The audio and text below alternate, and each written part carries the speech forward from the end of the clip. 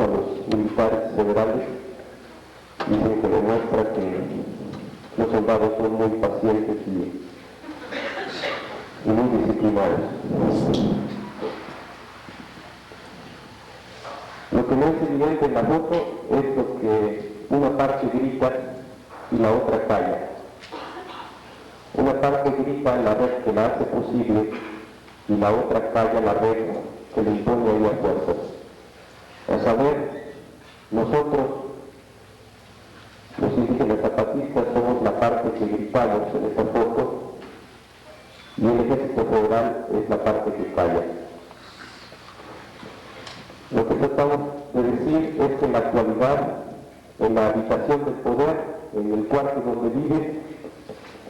hace falta un muro.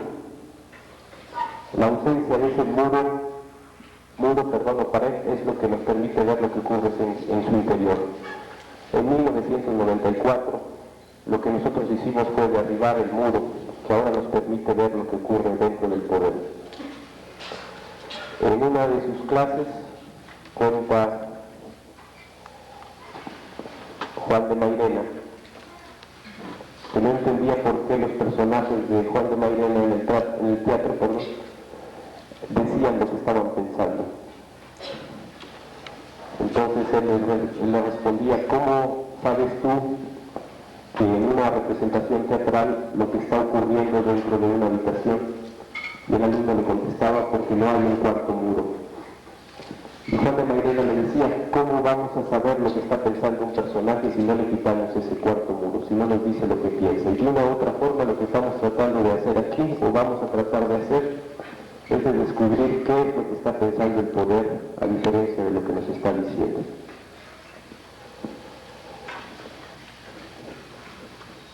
Vamos a poner una hipótesis o algo, pues, una propuesta para analizar esta foto y para darnos cuenta de lo que está diciendo. Lo que vamos a proponer es que hay una red por ambos lados.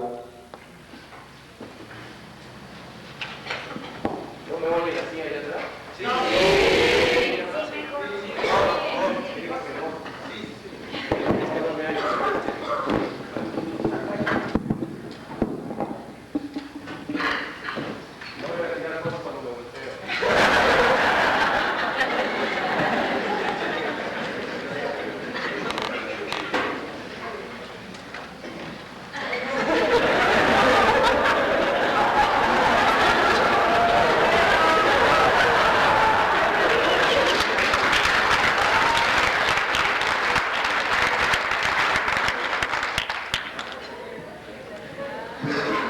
Dieguito, te voy a poner tacho otra vez.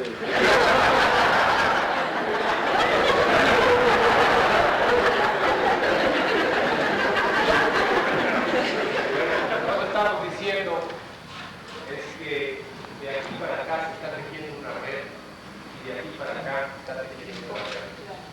Vamos a tratar de descubrir qué red se teje para este lado y qué red se teje para este lado. Lo que estamos diciendo es que nosotros utilizamos la red que nos hace hacer este resultado, está ocultando la red que se impone aquí en este lugar. En este caso es Choyer, una comunidad de municipio de Castellano.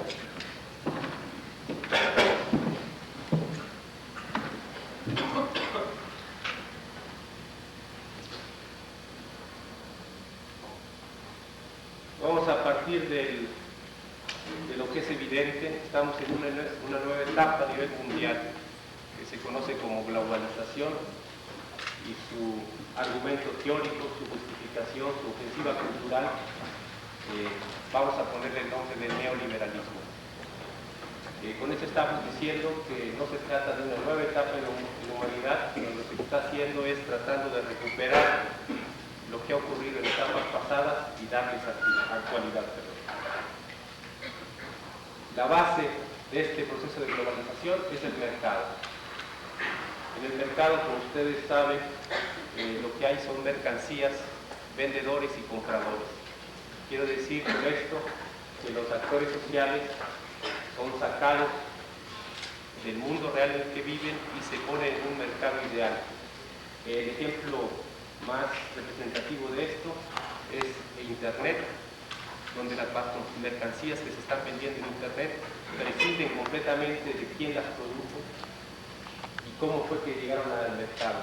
Simplemente el comprador se está enfrentando a la mercancía. A la hora que el mercado dice: yo soy omnipotente, soy el que va a dirigir la sociedad, empieza a imprimirle al mundo entero, a la sociedad en su conjunto, a sus manifestaciones culturales, esa lógica. No va a haber referentes ni a la historia, ni a la tradición de lucha, ni a la resistencia, ni a los mecanismos de desplazamiento o de opresión que pueda haber en la sociedad. En el mercado hay mercancías que son puras, no están manchadas de sangre, y en ese sentido el comprador y el vendedor simplemente se están enfrentando con un poder adquisitivo. No hay clases sociales ahí. Esa es la gran virtud de la globalización, en tanto que el mercado es el nuevo referente mundial. Esto no es nuevo, prácticamente vive en la sociedad moderna desde hace varios siglos. Lo que es nuevo es a la hora que se empiezan a derrumbar las fronteras nacionales y la globalización piensa convertir el mundo en una sola megatienda, hipertienda o algún superlativo que haya de un gran mall, un gran centro comercial, donde las mercancías y el dinero puedan fluir de un lado a otro sin ningún problema. A la hora que se da este proceso de globalización, una de las víctimas, uno de los obstáculos que hay que vencer es el Estado Nacional. Cuando el capitalismo empieza a consolidarse en el mundo, tiene que constituirse como nación, tiene para poder crecer y desarrollarse. En esto tiene que ver varias cosas. Uno, se necesita una lengua común. Entonces los procesos que conforman los estados nacionales tienen que uniformar la lengua o el lenguaje de quienes la habitan, porque a través del lenguaje se van a dar los intercambios de mercancía y además a través del lenguaje cada productor social va a reconocer el lugar en el que está. El otro elemento que necesita el Estado Nacional para consolidarse es una clase política y unas ciertas reglas para que la clase política se represente. ¿Por qué tantas reglas? ¿No están entendiendo?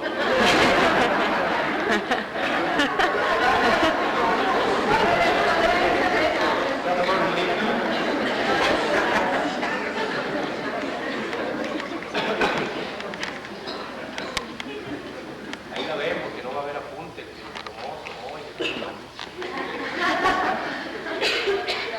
se necesita pues lengua, Estado Nacional, clase política y frontera. Esto es lo que va a permitir que los capitales nacionales se desarrollen y que en torno a esos capitales nacionales surja lo que es la cultura nacional, la lengua nacional.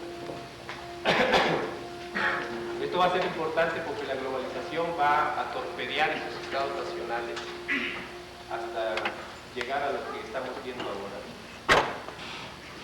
Entonces, primer apunte, vamos a dar una serie de apuntes, a señalarlos, bien que lo están grabando. La globalización es sobre todo una globalización del capital, no de las personas ni del pensamiento.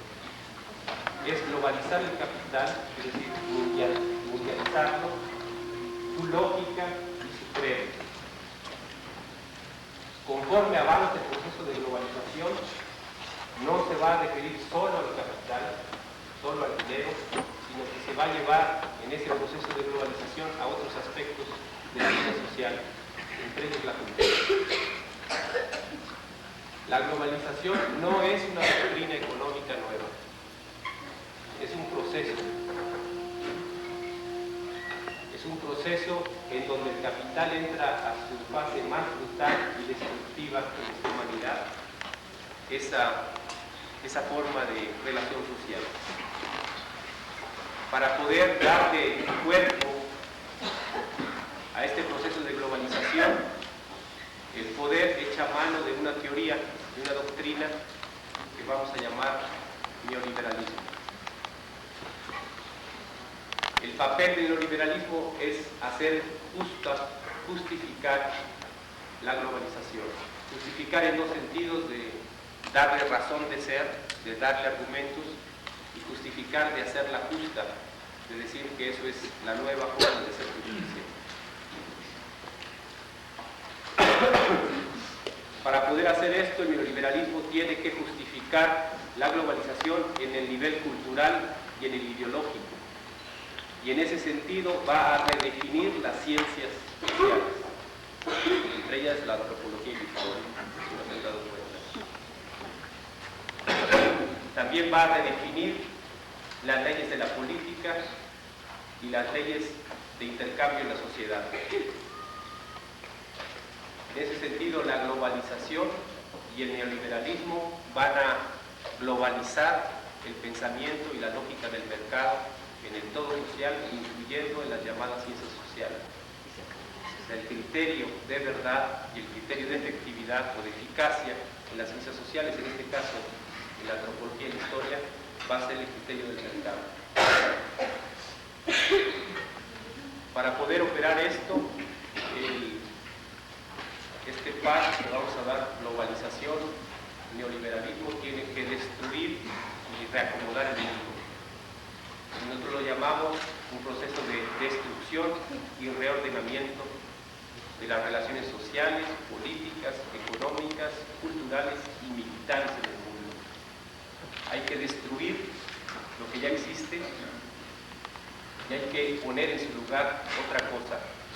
En este caso, la lógica del mercado. En este sentido, el neoliberalismo no está amenazando una parte de la humanidad o a una clase social. Como en algún momento se planteó que el capitalismo, así en sentido clásico, es una amenaza para los desposeídos, en este caso para el proletariado y el campesinado.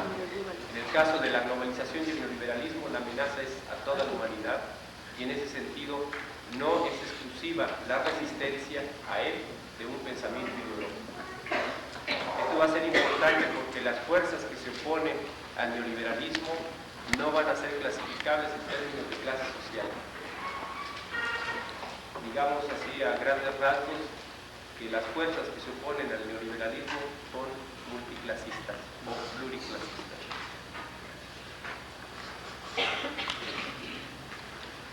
Siguiente apunte. En el neoliberalismo, el capital financiero tiene un doble control.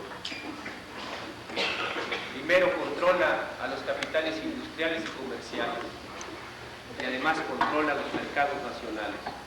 Esto va a ser importante porque el poder político y económico se está desplazando de los estados nacionales a un suprapoder, a un supraestado que está por encima de los estados nacionales. Lo que se va a tratar es de homogenizar las lógicas económicas, políticas y culturales. Tenemos que poner un solo estándar. Para que pueda haber un mercado tiene que haber un estándar de producción, un estándar para fijar los precios y un estándar para normar los actos de convivencia. La lógica que va a permear toda la estructura social va a ser la lógica del mercado. Y para eso hay que conseguir construir un solo y gigantesco megamercado. Y aquí aparece el elemento que va a aparecer desde la red, que se trata de homogenizar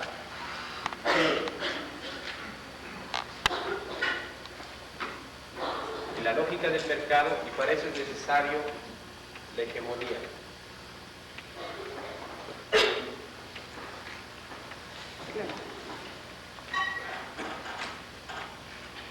Homogenizar según las leyes del mercado y que el mercado sea el criterio hegemónico en la sociedad. ¿Puedes apagar el micrófono, por favor?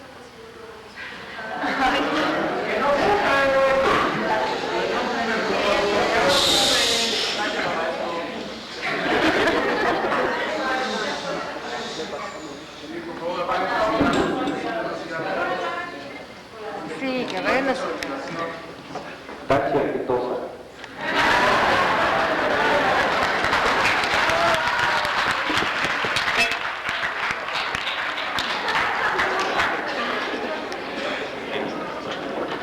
Bueno.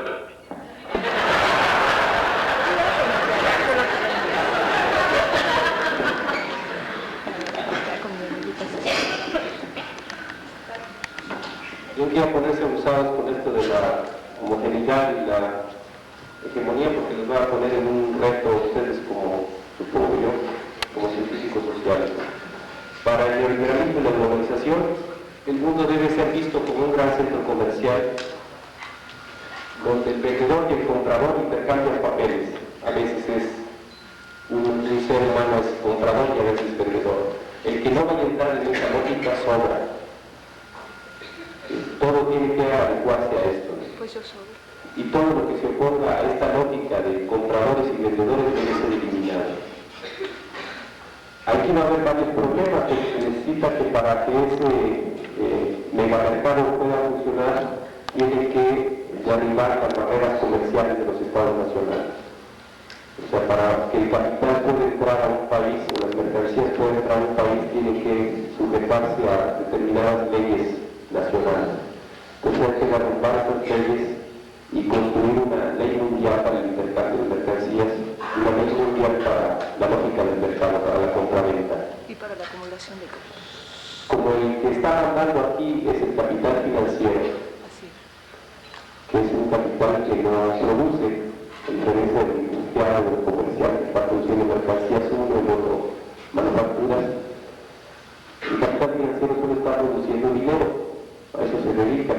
La bolsa de valores, las especulaciones, la compraventa de divisas, está generando riqueza que no tiene realidad, pues no tiene ningún respaldo. Entonces lo que está haciendo es generando una gran riqueza y de ninguna manera se va a generar más empleo, ni va a subir el poder adquisitivo de la gente, ni su poder de compra, ni la industria se va a desarrollar, ni el comercio va a mejorar, ni la agricultura. Aquí se va a derrumbar una de las grandes falacias de la globalización. Como el dinero no tiene producción de riqueza, sino que fundamentalmente es producto de la especulación,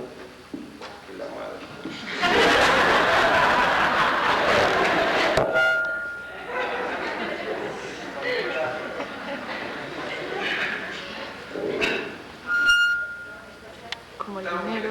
como el sector financiero es el que tiene más fuerza, no es riqueza la que se está generando, sino que se está simulando. Entonces, la profesión por excelencia, o sea, el hombre de éxito en la actualidad, es el más ocioso, el que no produce nada, el que especula, simplemente se dedica a la especulación de divisas o especulación, perdón, de acciones en las burbujas. Con esto voy a decir que hay que destruir la lengua, la cultura, la historia, las raíces culturales de cada nación en particular, y en su lugar proponer otra o reordenarla. Otra de las cosas que tiene que hacer la pareja globalización y liberalismo es desplazar a las clases políticas viejas y suplirlas por otras clases políticas que ya no va a ser de políticos sino de administradores. Esto va a provocar que la vieja clase política se resista, que ponga resistencias, que se revele, no porque sea revolucionaria, porque está resistiendo al neoliberalismo, sino porque se le está quitando el lugar privilegiado en el que estaba. Claro. Eso es un micrófono, no se cansa.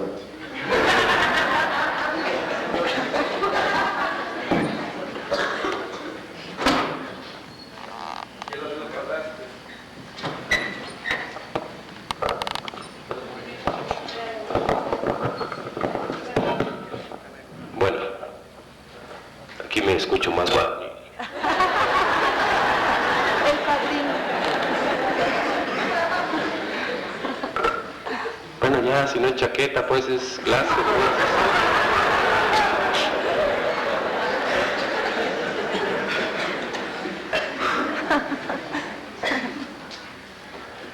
Abusados, entonces se desplaza la vieja clase política, va a provocar resistencias y también se va a cambiar las reglas del juego político.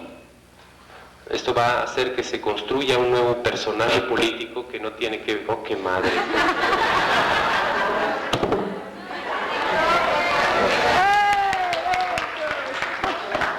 A viva voz. Se van a crear una nueva clase de políticos que no tienen que ver con los que conocimos antes, que ya van a ser parte del museo o objeto de estudio de la antropología, ¿no? Porque ahora lo que se trata es de administrar una sociedad, no de gobernarla. En ese sentido, si ven alguna diferencia entre lo que es actualmente Vicente Fox o lo que fue Ernesto Zedillo, o digamos más atrás, lo que fue Gustavo Díaz Ordaz, o Luis Echeverría o López Portillo, por mencionar una diferencia, van a ver que las lógicas de comportamiento y también las señales y las reglas de la clase política de entonces y de ahora han cambiado. Han cambiado precisamente porque el quehacer de la política ha cambiado fundamentalmente. Y ha cambiado precisamente porque ahora es la ley del mercado la que está tratando de destruir el Estado Nacional para proponer algo nuevo.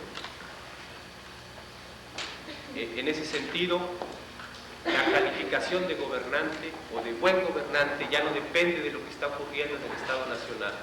Antes, digamos, los gobernantes tenían que obtener el consenso de la gente, podían recurrir al populismo o a la represión, pero de una u otra forma se necesitaba que la gente reconociera o legitimara a ese gobernante. Esto se acabó. Ya no importa lo que esté pasando dentro del país. Ustedes pueden tener un zócalo lleno como el del 11 de marzo y no importa. La legitimidad que obtienen los nuevos gobernantes viene de los centros financieros. El que va a calificar el desempeño de Cedillo no va a ser los muertos de Actial, sino los centros financieros, como hicieron en su tiempo. El que va a calificar el desempeño de Vicente Fox no va a ser la plaza del Zócalo el 11 de marzo de este año, sino lo que digan los centros financieros. En ese sentido, la clase política está más que nunca impuesta, metida a huevo. Perdón por lo de... metida a blanquillo, en una realidad que no le viene al caso. En la misma forma que ese soldado está metido ahí, sin que tenga nada que ver. Lo que no nos dice la foto es que esa es una comunidad indígena y el lugar donde están los soldados es el ojo de agua, donde tomaba agua la comunidad.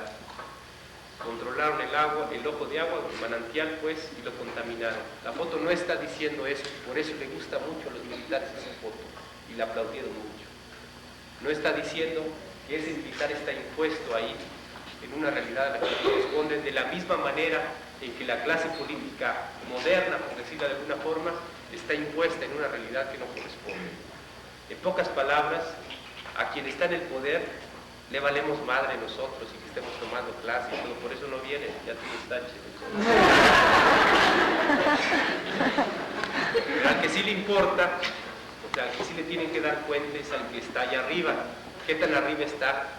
Eso es lo que hay que trabajar para descubrirlo, ¿no? Por eso, al neoliberalismo y a la globalización no le importa quién esté en el poder.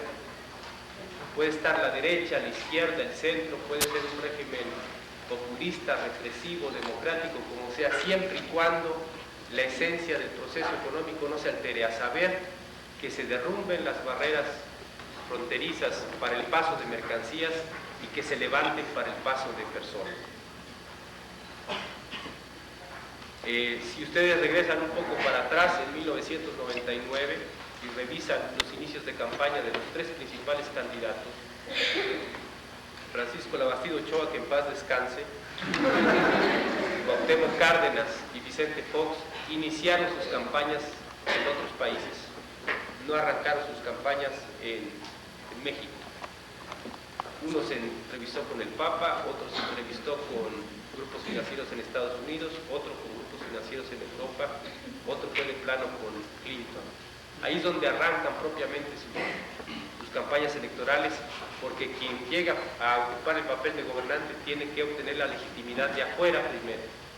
La de adentro es prescindible.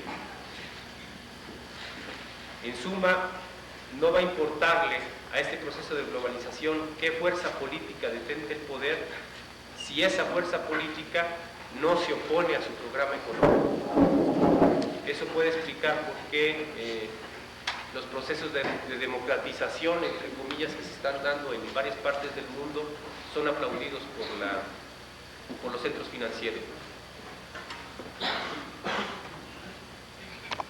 Una cosa importante que hay que señalar es que en este proceso de globalización y de avance del neoliberalismo no se identifica perfectamente una clase afectada, sino que es así que nos está partiendo la madre a todos. Eso es un problema para la izquierda tradicional, que está acostumbrada a que una clase social es la vanguardia y ellos son la vanguardia de esa clase social que es la vanguardia, y los dirigentes de esa organización son la vanguardia de la organización que es la vanguardia, de la clase que es la vanguardia de la sociedad. en algún lado me perdí, pero hay muchas vanguardias. Entonces hay un problema ahí porque dice la teoría que, por ejemplo, para poner uno, no debían estar en puntos protagónicos personas chaparritas, morenas, que hablan lenguas incomprensibles. No se Se supone que los indígenas debían desaparecer conforme avanzaba. No solo no desaparecen, sino que se están metiendo donde no deben.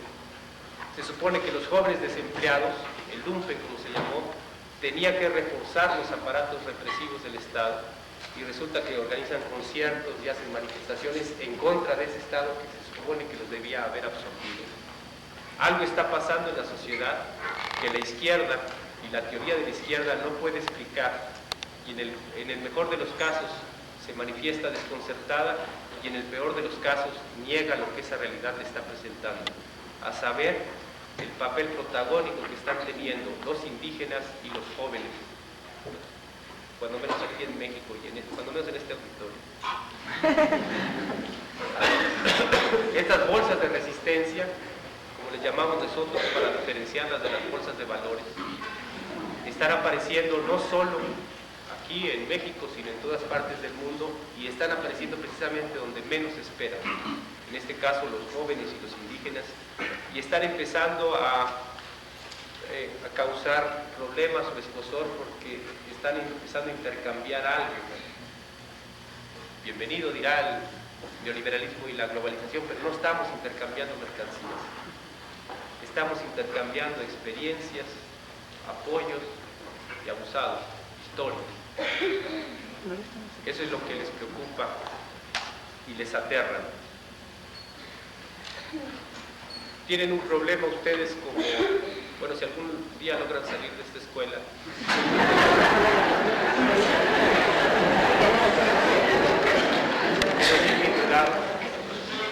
claro, como quiera pueden salir.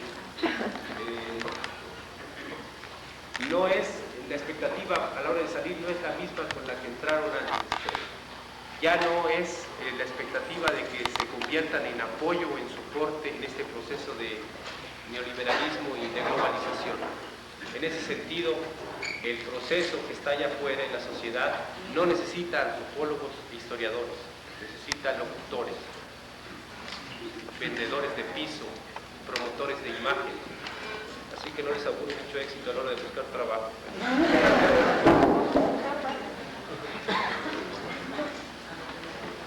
Algo se está rompiendo pues en el quehacer político. Si no lo aprendemos, si no lo entendemos, va a haber más problemas de los que tenemos para entender lo que está pasando. Si en la política antigua, y antigua ya estoy hablando de hace 12 años, 12, 18 años, el Estado era la madre del individuo y el seno donde se reproducía. Ese era el papel del Estado, desde los griegos hasta finales del siglo XX. El ciudadano era miembro de ese vientre materno, ahí crecía, ahí se reproducía y tenía que hacer una serie de acuerdos con el resto de la sociedad. Ese era el papel del Estado. El Estado nacional ya no se encarga más del nacimiento, crecimiento, reproducción y muerte del individuo. Ahora, lo que trata de hacer el Estado es evitar y controlar las rebeliones que ese individuo está experimentando a la hora de que la sociedad no lo acepta si no cumple con el patrón de vendedor o de comprador. Entonces el Estado, en el sentido clásico del término, no sirve más, y había que replantear incluso el problema del poder del Estado, que tanto desvela la clase política en México. También ya no se puede hablar de hombres de Estado. El hombre de Estado ya no es aquel que decíamos o conocíamos antes, el hombre que era autor de citas clásicas, que podía hacer guerras, construir imperios, establecer leyes, hacer grandes represiones. Ya no hay el entrenamiento que antes tenían los hombres de Estado, ni sus características, la oratoria, el liderazgo, la sensibilidad, la templanza, los conocimientos históricos, la filosofía, la jurisprudencia y las relaciones adecuadas. Ahora, el hombre de Estado solo necesita un promotor de imagen y mucho dinero para una campaña publicitaria. Con eso puede llegar a las más altas esferas del poder y solo eso necesita ahorita la sociedad moderna dominada por la globalización. En ese sentido, el Estado moderno es ahora el administrador y contenedor de los desórdenes de la reproducción de la sociedad. Ya no controla la relación de la sociedad, sino nada más trata de administrar y controlar lo que está desordenado. La crisis que va a ocurrir a la hora que las clases políticas viejas son desplazadas y sus leyes va a afectar a los partidos políticos y al sistema de los partidos políticos. El problema aquí es que los partidos políticos no se dan por enterados, no solo porque no vienen a clase, sino además porque significa reconocer que toda la estructura que mantienen no sirve más y que tienen que replantearse su relación entre ellos mismos y con sus supuestos representados. Hay un problema porque los partidos políticos están jugando todavía, como en la política pasada, en el siglo pasado, a un juego de suplantaciones sucesivas. Se trata de suplantar al individuo por la masa, a la masa por el partido, al partido por el dirigente, al dirigente por el gobierno y al gobierno por el Estado. En ese juego de suplantaciones, el partido político, me van a perdonar, pero está meando fuera del hoyo. O meando contra el viento, que es peor todavía.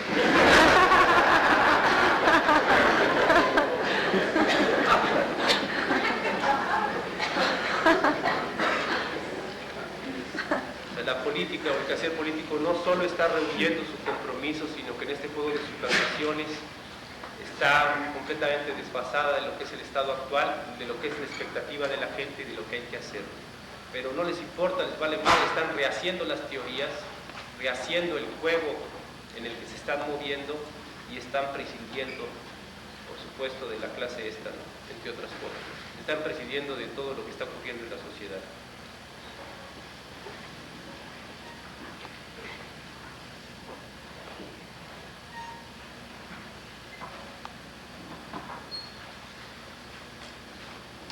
Vamos a tratar de explicarlo como lo que somos nosotros. Los que estamos ahí en esa foto somos soldados.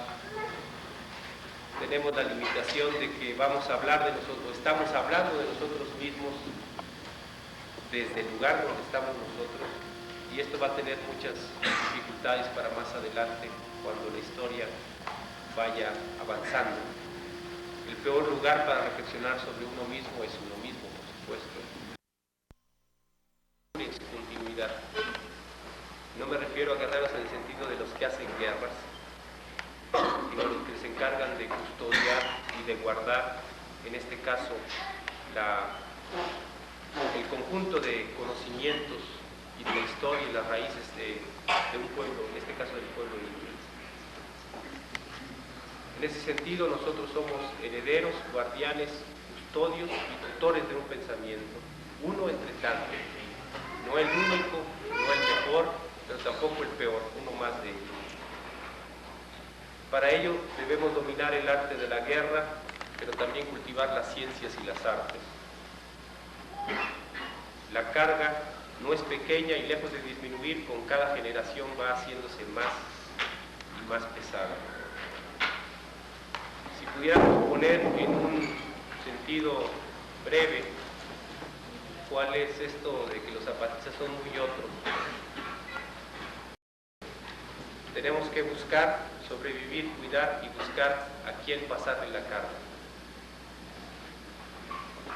Como es evidente, las armas de fuego pueden estar o no.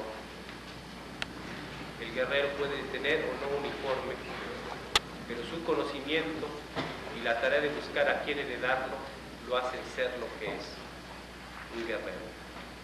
Por eso nosotros seguimos siendo zapatistas, aunque no carguemos el arma, a veces aunque no traigamos uniforme, y por eso hay muchos zapatistas en muchas partes que no tienen ni uniforme ni pasamontaña, ni dan clases en la Escuela Nacional de Deportistas. Ya para terminar, en realidad lo que queremos hacer es plantearles problemas, porque eso nos dedicamos nosotros. A lo largo de la historia de la política, y la política va a tener que ver mucho con las ciencias sociales, desde la época de los griegos, Maquiavelo, el humanismo burgués, el marxismo-leninismo y hasta ahora el neoliberalismo, la política ha sido un problema de hegemonía y de homogeneidad. Se trata de que un grupo llegue al poder, tenga la hegemonía de la sociedad y empiece a homogeneizar a todos, de tal forma que el que no sea igual es eliminado, es perseguido, es hecho a un lado. Esto es lo que se llama democracia moderna. La máquina del Estado operando para igualar a todos, para que el que no sea igual sea eliminado. Y para eso esta democracia está construida paradójicamente desde los medios de comunicación y de los centros financieros. Que yo sepa, ni Televisa ni Televisión Azteca ponen a votación sus programas, ni la CNN, ni nadie por el estilo, ni el Fondo Monetario Internacional. Y sin embargo, esos son los que determinan qué es democrático y qué no es democrático. La democracia en ese sentido, para nosotros, para los zapatistas, no deja de ser un disfraz muy malo, por cierto, para ocultar que lo que está en juego aquí es quién manda, que nos quiere ser igual a él, y si no somos iguales a él, nos va a perseguir. Para ustedes, como intelectuales en ciernes, o ya intelectuales, hay una propuesta en el mercado, porque de eso se trata, que todo sea mercado. Ustedes se supone que van a conseguir, a trabajar y a construir dos cosas que están muy mal cotizadas actualmente, que son la historia y la memoria. En el mercado que van a enfrentar allá afuera, la historia y la memoria se cambian por actualidad y moda. Lamento decírselos, pero allá afuera no hay ninguna expectativa por antropólogos o historiadores. Sin embargo, son necesarios, porque hay otra política que se está resistiendo y que empieza a construirse del lado de allá. El lado de ese indígena de Choyep, que ahora toma mi voz, viene a decir que contra la hegemonía y la homogeneidad, los zapatistas estamos por la diversidad, que con eso podemos y debemos construir otra forma de hacer política, y vamos más allá. En esa forma de hacer política está la posibilidad de que la humanidad se salve como ser, como generación, como seres humanos, y no se convierta simplemente en un ser que va a obtener su valor de acuerdo al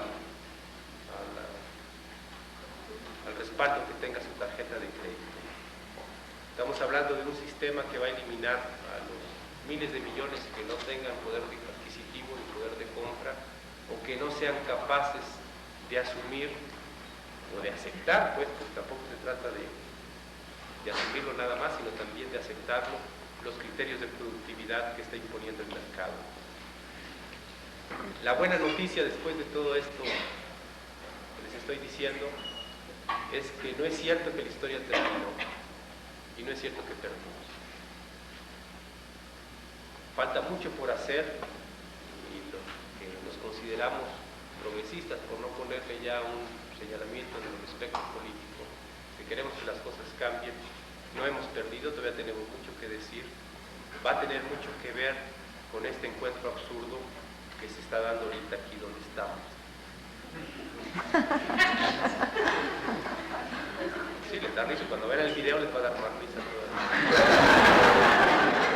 Tiene que ver con esos encuentros que se están dando entre sectores que no solo no debían encontrarse, sino que algunos de ellos no debían existir.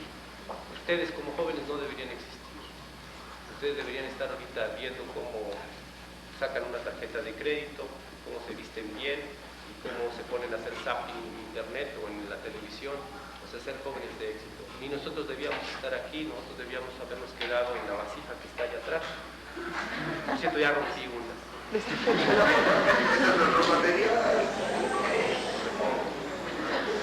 era una basílica, no crean que era.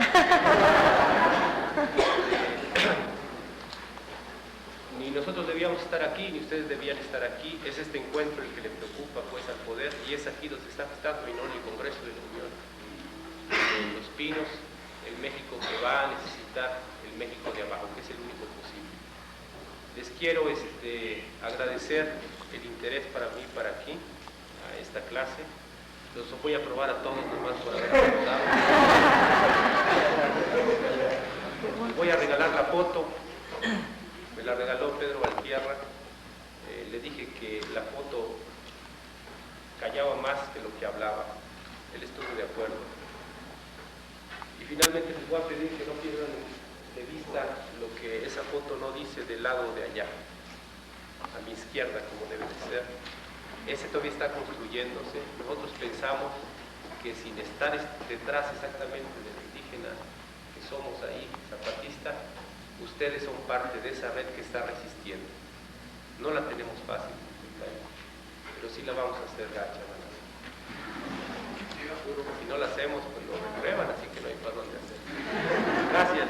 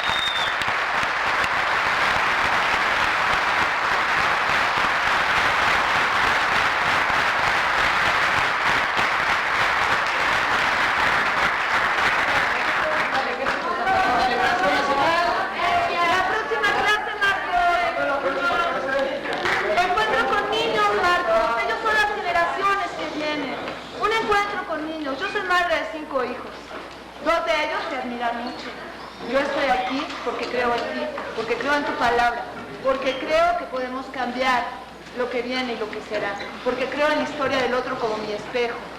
Quiero saber, ¿hay posibilidad o no hay? Encuentro con niños, acercamiento, clase con niños, madre.